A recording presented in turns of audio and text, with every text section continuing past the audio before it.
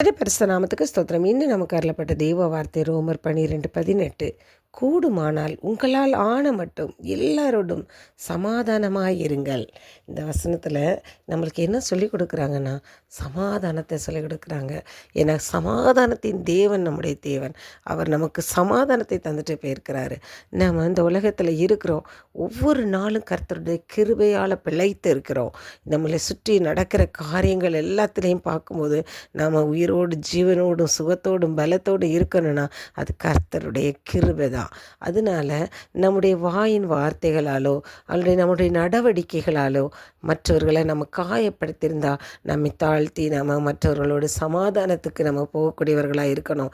ஏன்னா நம்ம இந்த வருடத்தின் கடைசி நாட்களில் இருக்கிறோம். இந்த புது வருடத்துக்குள்ளே போகும்போது நம்ம சமாதானத்தோடு ஒவ்வொருவருடன் ஐக்கியம் உள்ளவர்களாய் நம்ம மனதில் ஒரு காயமோ கோபமோ எரிச்சலோ எதுவுமே இல்லாமல் எல்லாத்தையும் தனித்து ஒரு சமாதானமும் அன்பும் நிறைந்தவர்களாய் நாம் அடுத்த வருடத்துக்குள்ளே நம்ம பிரவேசிக்கணும். அதனால் இந்த மாதத்தில் நம்ம யார்கிட்டலாம் சமாதானம் இல்லாமல் சண்டையாக இருக்கிறோமோ, யாரெல்லாம் நம்ம விரோதிச்சு இருக்கிறோமோ அல்லது விரோதிக்கப்பட்டு இருக்கிறோமோ, சண்டையாக்கப்பட்டு இருக்கிறோமோ, அவங்ககிட்ட எல்லாம் போய் சமாதானமாக நம்ம இருப்போம். முடிந்த அளவுக்கு எல்லார்ட்டையும் சமாதானத்தை கூறி ஐக்கியமாக இருக்கிறதுக்கு நம்ம முயலுவோம். மத்தேயு 5:9 சமாதானம் பண்ணுகிறவர்கள் பாக்கியவான்கள், அவர்கள் தேவனுடைய புத்திரர் எனப்படுவார்கள்னு சொல்லியிருக்கு.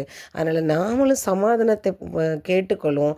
மற்றவர்களுக்குள்ள பிரச்சனைகளை தீர்த்து அவங்களையும் சமாதானப்படுத்தக்கூடியவர்களாக இருப்போம். ஏன்னா சமாதானப்படுத்துகிறவர்கள் தேவனுடைய புத்திரர்கள்னு சொல்லியிருக்காங்க. அப்போ கர்த்தர் இந்த உலகத்தில் சமாதானத்தை தான் அவர் விரும்புகிறாரு. அதனால் ஒவ்வொருவரும் மற்றவர்களையும் சமாதானப்படுத்தக்கூடியவர்களாகவும் நாமளும் மற்றவர்களோட சமாதானம் உள்ளவர்களாகவும் இருக்கணும்.